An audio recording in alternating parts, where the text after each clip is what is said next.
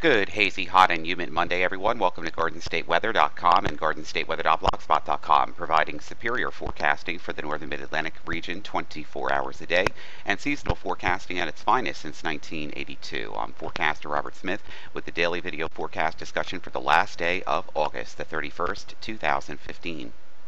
We have a variable mixture of broken cloudiness and clear skies across the region this morning. The one thing that is noticeable is the haze and the humidity that's in the air, and there's some little bit of fog over the interior valleys of northwestern New Jersey and the Poconos as well, and portions of interior Connecticut as normally expected in some of the deeper valleys there. Temperatures this morning are generally running in the 70s, and so are the dew points in the upper 60s to around 70. So the air mass is quite humid outside for this time of the day, and already we're going to find temperatures going up into the upper 80s to lower 90s once again. Latest surface chart from weatherroanoak.com and digital atmosphere software shows a large area of high pressure across the eastern United States, and the center of the main high now is off of the mid-Atlantic coast states and over the southeastern United States, and it's pumping in a southwesterly flow of warm, muggy tropical air into the region with humidities and dew points on the increase and lots of light scattered showers in southeastern Pennsylvania and coastal New Jersey too. We'll show you that on Doppler in just a moment. And as the satellite's passing overhead this morning, we find breaks in the clouds across the region and some clearing as well across the region, but broken clouds across most of the region this morning. The latest water vapor channel also showing a little bit more lifting across the areas of coastal New Jersey and down through the Delmarva and portions of the Carolinas here. It's just a weak steering flow right now in the mid and upper layers of the atmosphere with a large dome of high pressure in control and tropical air in place. Doppler radar this morning. Now, not all of this is reaching the ground, and not all of this is as widespread as the radar is showing, because this is a radar mosaic, so colors in blues here are probably being canceled out, but the colors in green show some light rain across southeastern Pennsylvania and southern New Jersey, with this disturbance rounding the edge on the western periphery of the high pressure zone, which is currently over the forecast region. This should get your attention, this graphic right here. This is from the year today up till the 29th, which was 2 days ago. There's always a 2-day lag in this information from the Mid-Atlantic River Forecast Center. This shows the departures of rainfall on the lower scales here, on the lower numbers here. We're some 7-8 inches of rain deficit across the regions here in yellow for the year so far. We're a little bit above over southern New Jersey, and we're near neutral to slightly negative, but within the realm of about 10% below to 10% above here in the white, and we do need rain. Beach zone forecast for the New York and Long Island waters for today, and the beaches including Coney Island, Manhattan Beach, and Rockaway Beach. Moderate risk of rip currents today. Lightning threat none. Seas around 4 feet. That's a little choppy there. Ultraviolet index is high. Water temperature 78. Partly sunny skies. Max temperatures around 87. Wind southwest at 10 to 15. And the next high tide at Rockaway Inlet will be at 9:49 p.m. this evening. Actually, also at 9:27 this morning. New Jersey and Delaware beaches, partly sunny today. High temperatures mid-80s, west winds 10 miles per hour, surf around 3 feet. And the surf temperature 75, UVI index is high, rip current risk is moderate, so never swim alone. Always swim in lifeguarded areas with a flotation device and never near piers and jetties. No threat of lightning today. The next high tide at Belmar is at 8:59 this morning. Low tide 3:15 this afternoon. On the aviational weather deck today, we have some spotty MVFR and morning fog, which is dissipating right now as we speak. A weak cold front will approach from the northwest, may touch off a stray shower, mainly north and west of the region, but most of the day in most areas expected to be dry.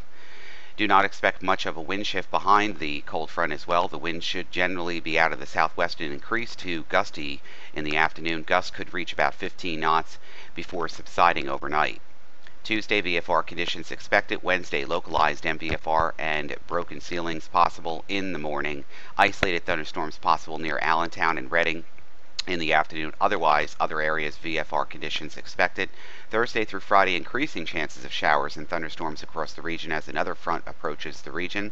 Also possible for widespread fog to develop north of the cold front as it moves into the region. It's a soupy morning out there in Newark right now. 75, dew point 68, humidity 79%, wind southwest at 7. Broken clouds at 13,000 and also 25,000 VFR conditions in place.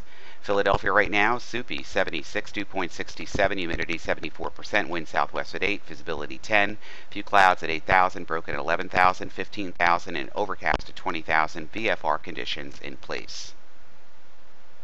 The ultraviolet radiational index for this week is going to be on the medium to high side, so sunscreen is going to continue to be a must. With the dry, dusty conditions in place, today's pollen counts are going to be extremely high at 10.6. It's going to continue that way Tuesday, Wednesday. Look at this, 11.3. It's almost touching at the top of the border here. It's just going to be a pollination between ragweed, chenopod's, and nettle in this dry, bone, dusty atmosphere that we're in. And with that, over the last 5 days or so, we have common cold, allergies, and coughing still going on through much of the forecast region. And right now in the tropics, we have Hurricane Fred right now as of 8 o'clock this morning, bringing heavy rains to the Cape Verde Islands here. It is a Category 1 hurricane, location 16.1 north, 23.5 west, about 40 miles west of Rabil in the Cape Verde Islands.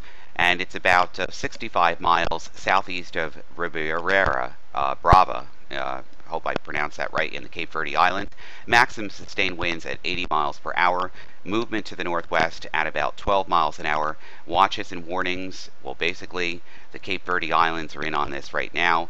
And as of 8 o'clock this morning, the maximum sustained winds are near 80 with higher gusts. Little change in strength expected through early tonight while Fred moves through the Cape Verde Islands. Gradual weakening is forecast to begin on Tuesday.